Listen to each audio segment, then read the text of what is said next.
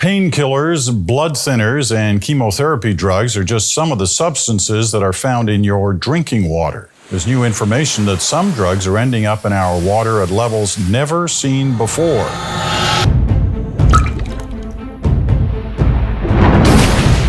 Most people don't think about where their water comes from. They just turn on the tap and they expect it to be there. It's a public health crisis of massive proportions. Toxic cocktail of chemicals in our tap water could lead to cancer. PFAs, which are chemicals used in consumer products like firefighting foam and non-stick cookware, can be found in 610 locations across the country, and that includes drinking water for about 19 million people. These chemicals could result in over 100,000 cancer cases over a lifetime, which is about 70 years. Thousands of people in Parkersburg and along the entire Ohio River were contaminated. They come and tested our water and they said, we'll send you a report in a couple of weeks or whatever. And they called us in a few days and they said, do not drink your water, don't use it for cooking, nothing. How high were your levels when they told you about your water? They're supposed to be under 40 parts per trillion. Ours is 26,000. 26,000? A lot of chemicals, when they go into your body or when they end up in the environment, they break down, they slowly decompose. PFAS don't do that. Once you put PFAS somewhere, it's going to stay there practically forever. They are nearly indestructible. So if you're drinking tap water, you might want to think twice because it's pretty toxic. On the surface, tap water sounds like this great thing. The government is giving us peasants cheap, practically free drinking water? How kind of them, right? But in reality, your tap water is slowly killing you. See, every time you drink a glass of American tap water, every time you take a shower, wash your hands, or rinse your mouth, you are ingesting a giant cocktail of highly toxic chemicals. Toxic chemicals such as PFAS, also known as forever chemicals that stay in your body forever. They are found in every one of you. Are linked to higher rates of cancer and birth defects. I've got great news for you, and it's right under this macaroni and cheese. Now, glass ovenware comes with a Teflon finish. So now glass is not the cleanup problem it used to be. Between 1951 and 2003, almost 800 tons of PFOA, that special type of forever chemical that also was found in my blood, were discharged by DuPont. PFAS contamination is really a national crisis. The more we test, the more we find it. It is the manufacturers like DuPont and 3M who have gotten us here today. So they've known for 70 years that they were poisoning the water, and they didn't tell the EPA, they didn't tell their neighbors, they didn't tell their workers, they didn't tell anyone because they were making too much money. The FDA knew in the 1960s, the Department of Defense knew in the 1970s, the EPA has known since at least the 90s, and they didn't treat the issue with the amount of urgency that it needed. The EPA doesn't require utilities to regularly test for them, so there's really no way for the average American to know if it's even in their drinking water right now or in their food. There has been no new drinking water standard in the United States since the 1990s, 30 years. Drinking tap water also means that you're drinking every pharmaceutical drug known to man, like birth control. People urinate out the drugs they take into the wastewater that then gets treated and sent back to your faucets. Some of the drug comes in us and through us and out of us totally unchanged. So we actually have active drugs going into the waterway through our urine or feces. Over the last several years, the U.S. Geological Survey has tested the water. It found that something in the water is tampering with the hormones of 85% of the male smallmouth bass and a quarter of the male largemouth bass, and causing them to develop female reproductive traits. Researchers suspect pharmaceuticals from human waste that the upstream water treatment plant can filter. There's also heavy metals like lead, chlorine, pesticides, fluoride, microplastics. You might think your tap water tastes terrible, but water we bathe and shower in could actually be more dangerous than the water that we drink. Yeah, it's true. You see, when you drink water, our bodies filter some of the bad stuff out. That's not ideal because it's still in your system, but when we shower or bathe, our skin absorbs all the contaminants like chlorine and stuff 6 times faster than if we can drink. This is ordinary Tucson tap water, and it's the same water. And these are pool test drops that you test your backyard swimming pool. Yeah. So if it turns yellow, there's chlorine in there. Instantly. Yep. Now, what I'm gonna do is I'm gonna swish my fingers around in this one a little bit to simulate taking a bath or a shower. Drop the same number of drops in the same water. I don't see anything. So you're telling me that in the 2 seconds you had your fingers in that water, where did it go? Every bit of that chlorine was absorbed through my skin, and now it's going into my bloodstream. In fact, this is what a reverse osmosis filter in an American home looks like after just 3 months of use. Needless to say, if you want to be a king, you shouldn't be drinking the water of the peasants. But why? Why is American tap water this terrible? Welcome to Evil Food Supply, and this is how America poisoned our water. As Mark Twain once said, whiskey is for sipping and water is for fighting. And there's going to be a lot of fighting about this before it's done.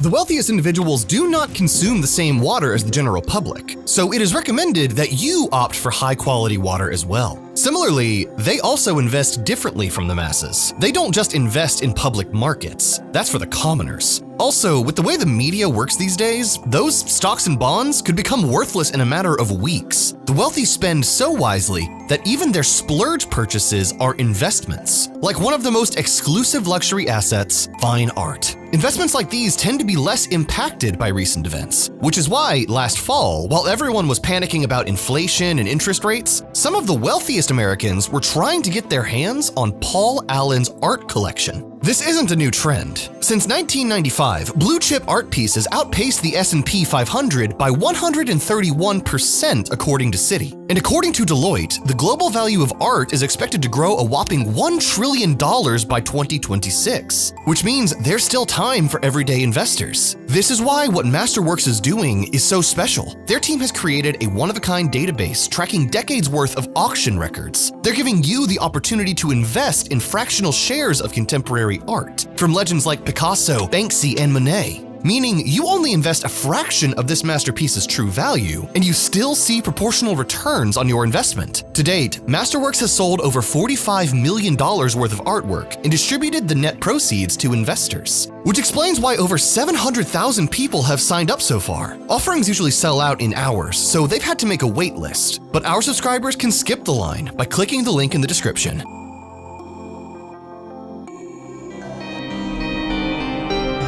In the late 1800s, Americans started laying down the pipes for their tap water infrastructure. And what material did they build these water pipes out of?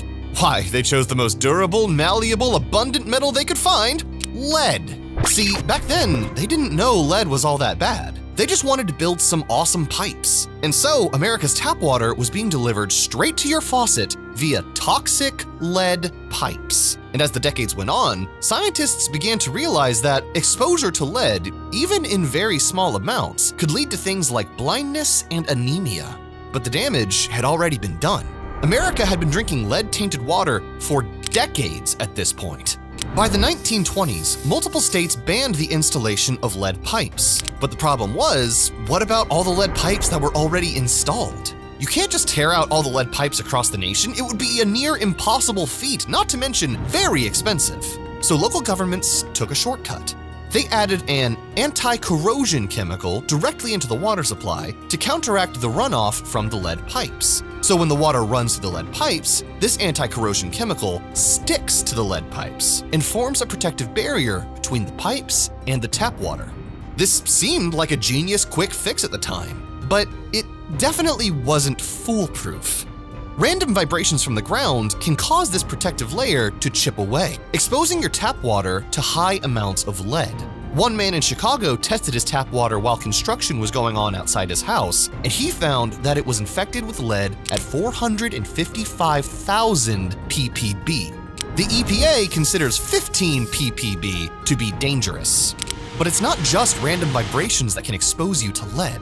Remember the Flint water crisis? Back in the early 2010s, the mayor of Flint, Michigan, decided to switch the city's water supply from the Detroit River to the cheaper Flint River to save money. But the problem was, the Flint River water was dirtier than the Detroit River water. So the mayor decided that the best solution was to just add in more cleansing agents to clean it. What he didn't know was that these extra chemicals made the water more acidic.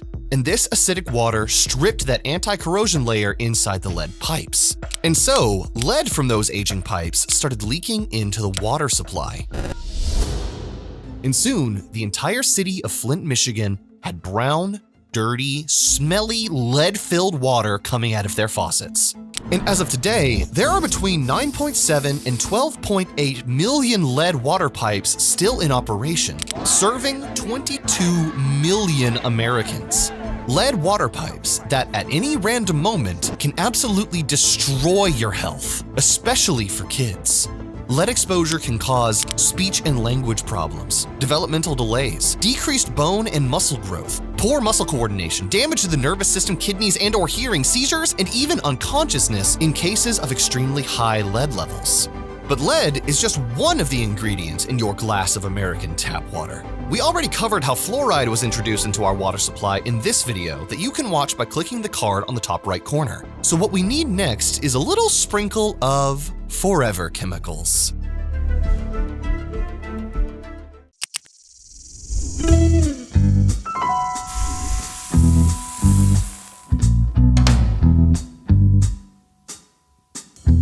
In the early 1900s, American tap water wasn't too bad. Aside from the lead, we didn't have any weird chemicals or drugs in the water to worry about. But what we did have was waterborne bacteria. And this type of bacteria could kill someone in an instant. And to remedy this bacteria issue, counties all over America started dumping chlorine into their tap water. At first, people protested against this. I don't want to drink bleach, but after a while, they just accepted it. Drinking a tiny bit of bleach was better than dying from mutant bacteria. So everyone shut their mouths and started drinking bleach along with the lead. But then, in 1938, everything changed when a scientist accidentally discovered Teflon, a synthetic chemical that made everything non-stick, waterproof, and slippery. It was a miracle chemical, and DuPont started putting it in everything, from non-stick pans to pizza boxes. And so, the American chemical boom began. It was a magical time, when companies like DuPont and 3M thought all the world's problems could be solved with chemistry. Nearly everything in our daily lives is improved by chemistry. So, chemical factories started popping up in small towns all over America.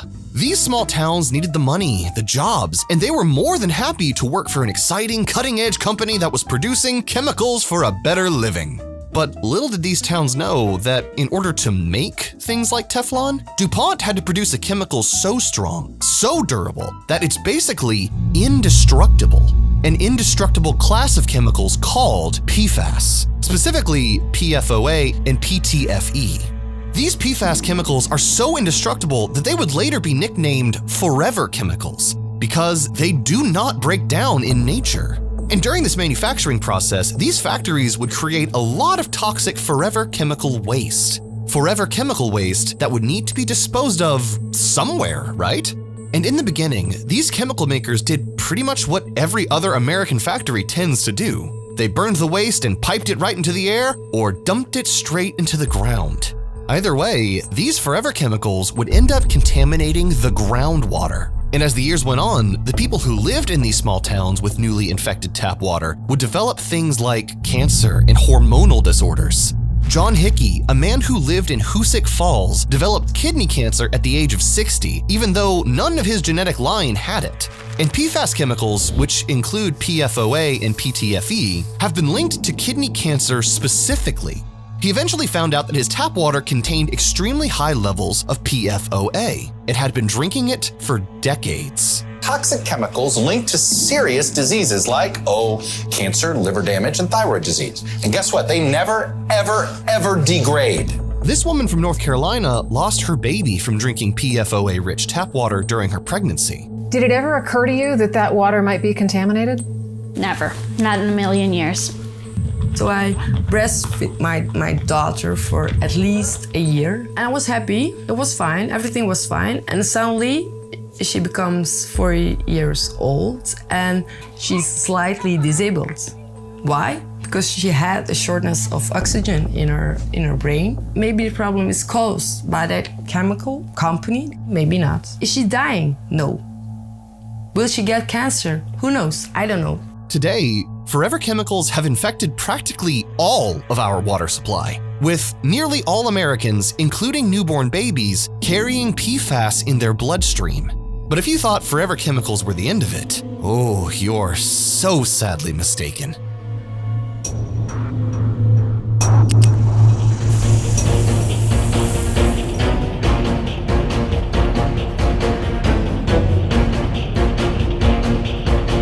Here's the other thing you have to understand about our tap water system.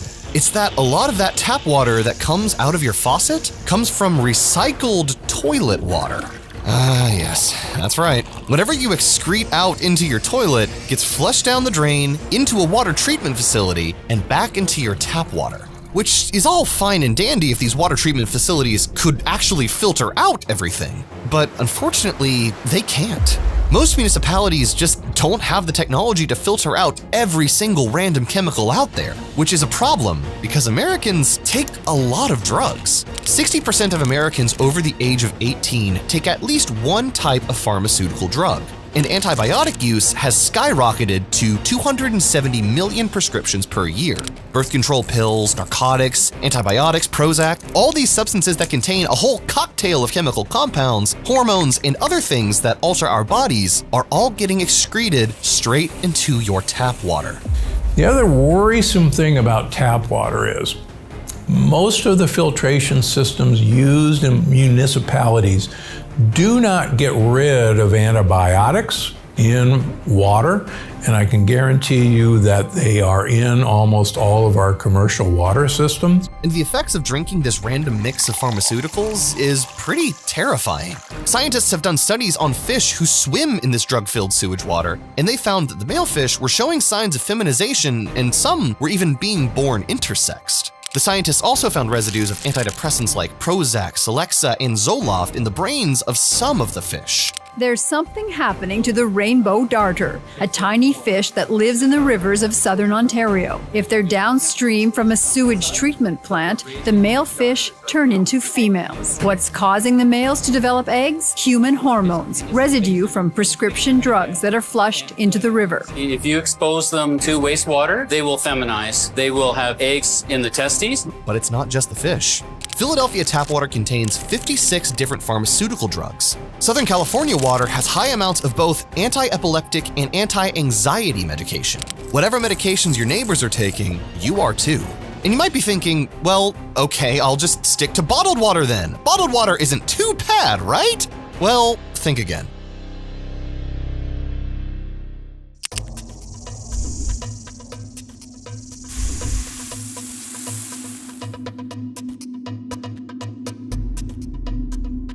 Look on any bottled water label and you will find words like pure, purified, life. But these bottled waters are far from pure, and they are definitely not giving you life. See, whenever you see anything along the lines of purified water on a bottle of water, that's just a rosy sounding name for American municipal tap water that you have to pay 3,000% more for. In a recent study, it was found that 1/3 of American bottled water brands contain chemical contaminants that exceed recommended levels. And apparently, as long as these bottled water companies don't go over the maximum levels of contaminants listed by the EPA, the water can be sold. That's right. These companies are literally just filling up plastic bottles with tap water and reselling it to you for 3,000% the price. And if there's a sprinkle of PFAS or pharmaceuticals, that's just fine, as long as it's technically under the limit. Even spring water bottles aren't safe. Companies like Starkey Spring Water contain 3 times more arsenic than other brands. Poland Spring contains PFAS. And what about luxury water brands like Evian that comes from the French Alps, or Fiji water from the rainforests of Fiji, slowly filtered by volcanic rock? These waters are famous for being the purest of the pure. And for the most part, the water itself is not half bad. But these brands are sold in plastic bottles. Plastic bottles that are repeatedly heated and cooled during the manufacturing and shipping process. These plastic bottles also leak a pesky little chemical called phthalates into your water. And phthalates are known to block the production of androgen, the male hormone that produces testosterone. Plastic bottles also used to contain BPA, a chemical in plastic that has an almost identical structure to human hormones. And BPA has been in our plastic bottles for decades. But in 2008, scientists found out that it is extremely toxic, even in low doses, and can lead to things like severe birth defects, abnormally sized genitalia, and infertility. And when the bottled water companies found out about this, they immediately switched over to a different chemical called BPS. A seemingly noble move, until studies showed that BPS is pretty much the same as BPA. It's still possible to get a BPA bottle. Most of them have been replaced with BPS bottles, but now the evidence is that BPS acts exactly like BPA.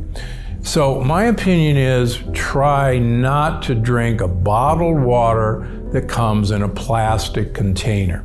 Yes, they did the old switcheroo that major corporations love to do when their chemicals get called out. But now they get to slap a BPA free on their labels so everyone trusts them again, when in reality, they simply replace BPA with another kind of the same chemical.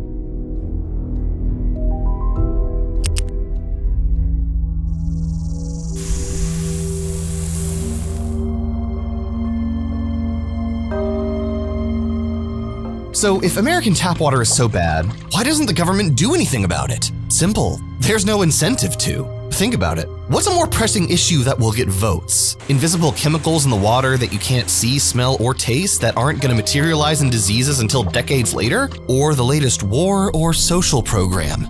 But it's not just the government that doesn't have an incentive to clean up the water supply. The small water utilities across the US also do everything they can to avoid filtering chemicals, because filtering these complex industrial chemicals is super expensive. And tap water is a business. So if the water utilities decide to only test water from a certain area of town that is less toxic, or only report samples that show low toxicity, they're going to be inclined to do it. Because the last thing they want is to spend more money on expensive water filtration methods because their water was proven to be dirty. A recent report even showed that 33 cities, including Chicago, Boston, and Philadelphia, purposely manipulated their data to save money on filtration. So not only does the government not care about your health, your local water utility doesn't care either.